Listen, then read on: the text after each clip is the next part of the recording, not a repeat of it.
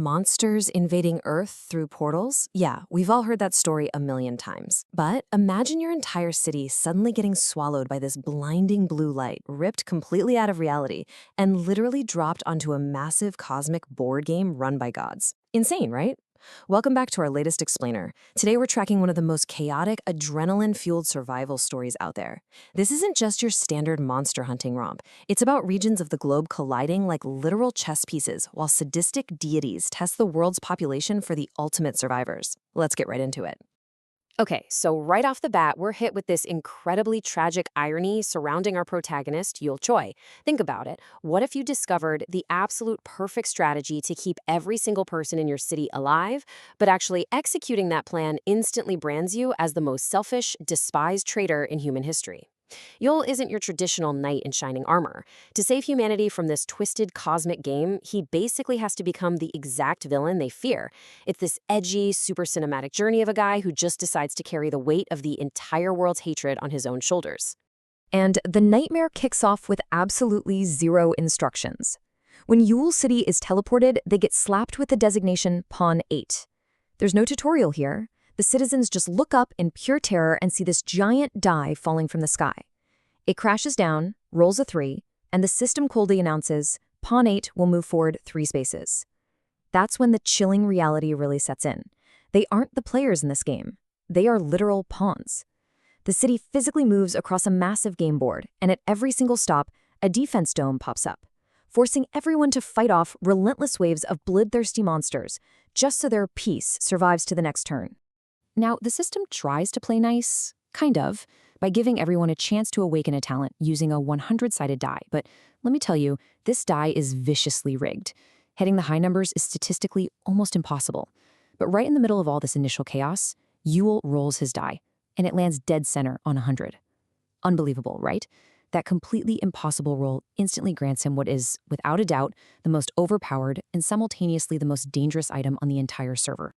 We're talking about the Greed Book, also known as the Book of Crayon. It's this mythical magic text that basically acts like a total cheat code, granting absolute knowledge. It gives you all real-time monster data, exact item locations, hidden events, and flawless defense strategies, the ultimate strategic advantage.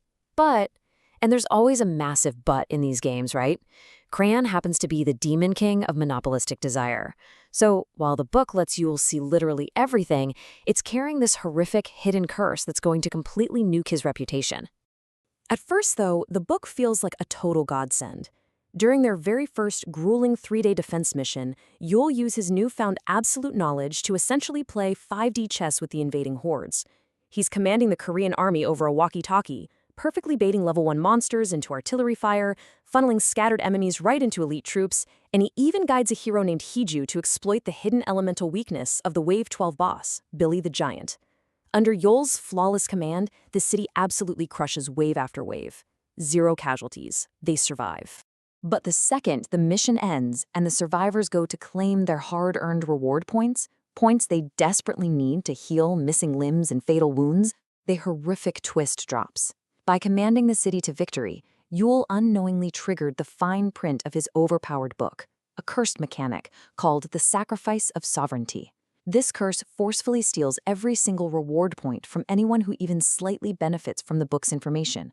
And the worst part, it spreads like a virus, even just through secondhand rumors.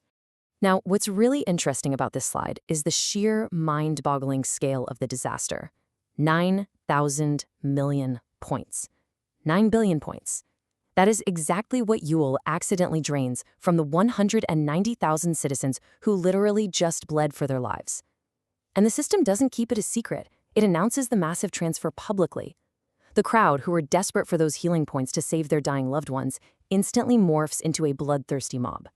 In a matter of seconds, Yul goes from being their tactical savior to public enemy number 1.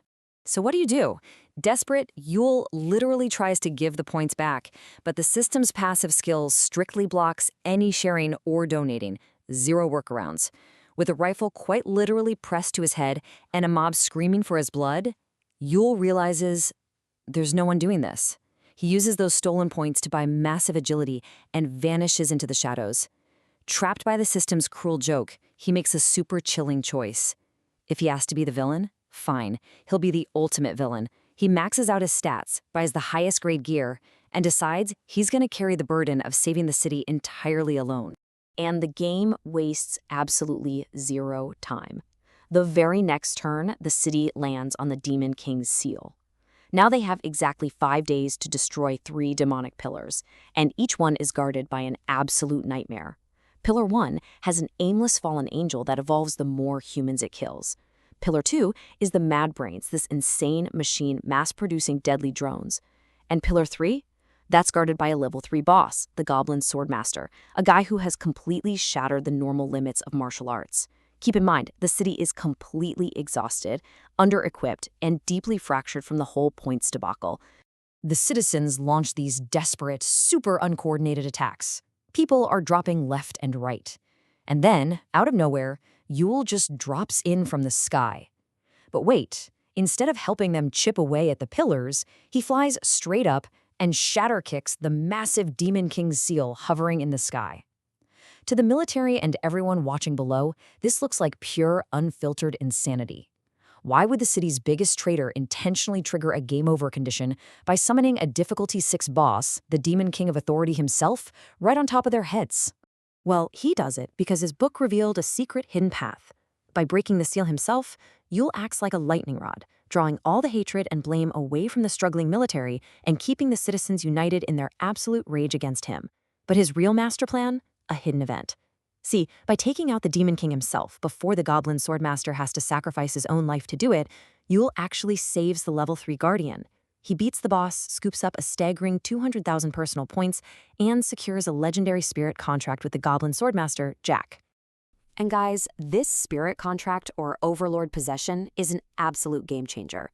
Think about it. Yule has maxed out physical stats, sure, but underneath it all, he's just a regular guy. He has 0 real combat experience, no technique. The Overlord possession mechanic completely patches that hole. It literally allows the legendary Swordsmaster spirit to temporarily take the wheel, blending Yule's absurdly high, maxed-out raw power with Jack's flawless, centuries-honed combat technique. It's a terrifying combo. All right, let's move to and see how this builds in the next major phase, the Golden Treasure Hunt, playing the ultimate supervillain. So the city enters this brutal 2-week map called the Golden God's House Trap. The rules? Scavenge the map for treasure to feed to a giant golden pig deity. The catch? Absolutely no shared rewards. It's a literal recipe for total anarchy. This event immediately fractures into a massive proxy war. Inside the city, the military, police, and citizens realize they have to pool their resources, desperately feeding the city's golden deity through teamwork just to survive. But out in the desert, there's a second golden deity, and this one is backed solely by Yule, who is now rolling around on a tamed Emperor Griffin, using his maxed-out stats to terrorize high-level dungeons and hoarding all the absolute best loot for his own pig. But Yule takes his whole villain persona a step further. He actively starts ambushing groups of citizens out in the wild. I mean, he acts incredibly cruel, knocking out explorers, monologuing like an evil mastermind, and swiping their loot right before they can appraise it. To the city, he just looks completely consumed by greed. But we've got to ask the obvious question. If Yule is secretly trying to save these people, why on earth is he actively hunting them down during a treasure hunt? And this brilliantly illustrates his insane 5D chess strategy. By acting as this insurmountable, terrifying final boss, Yule forces the fractured city to stop bickering and actually unite against him. Plus, if you look closely, his ambushes are super targeted. He only attacks groups that are about to blindly stumble into unregistered dungeons packed with lethal traps, or citizens who are about to pick up cursed plague-ridden items. He is selectively saving their lives by playing the bad guy, all while forcing them to evolve and learn advanced dungeon mechanics on their own. Yule actually reflects on this intense psychological warfare, saying the deeper someone gets into their role, the more perfectly they play it. And we really see this peak when he absolutely obliterates the real villains trying to exploit the chaos, like this incredibly toxic teenager known as the Serpent, who uses poison to literally torture civilians. Yule casually swats these actual threats away, which just cements his own fake villain persona as the absolute apex predator. It drives the city to level up incredibly fast just to try and compete with him, and in the end, that psychological push allows the city's golden deity to narrowly win the event. Moving right into the next turn, we have the Cannon Tower War, City 8 versus City 17. So the new map drops them into a joint mission against this massive 11-story structure known as the Cannon Tower. And this time, they aren't alone on the board.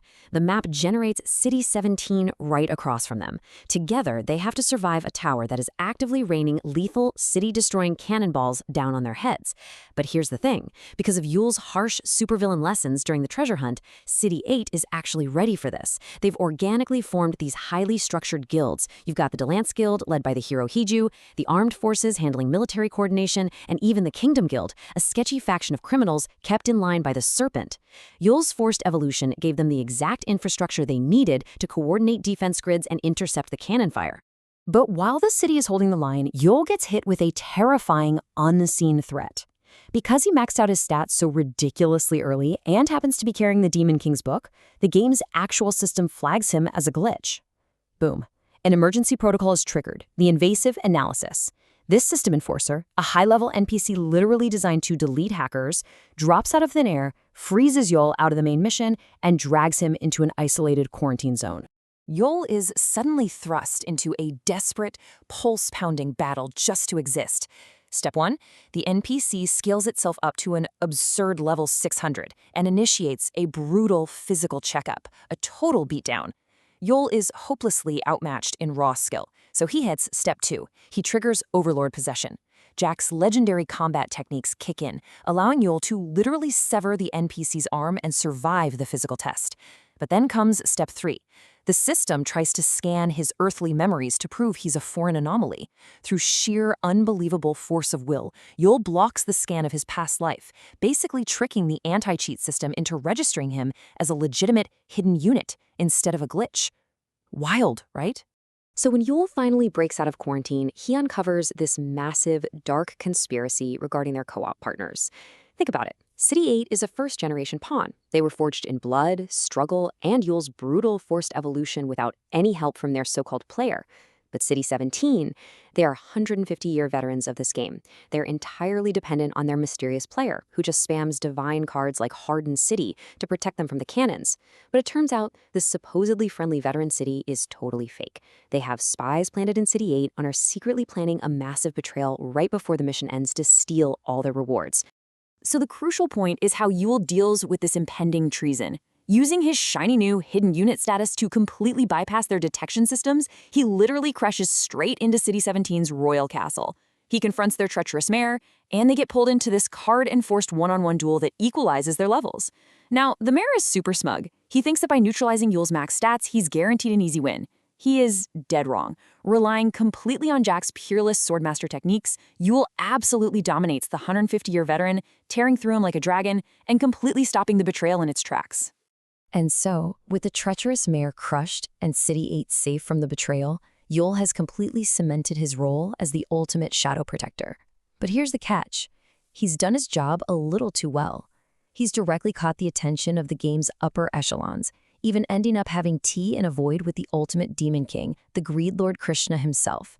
Yule isn't just fighting monsters anymore. He's starting to directly manipulate the actual creators of the board game. So, what terrifying 5D chess move will the world's most hated anti-hero play next? We'll have to find out in the next explainer. Make sure you stick around, because things are about to get really crazy.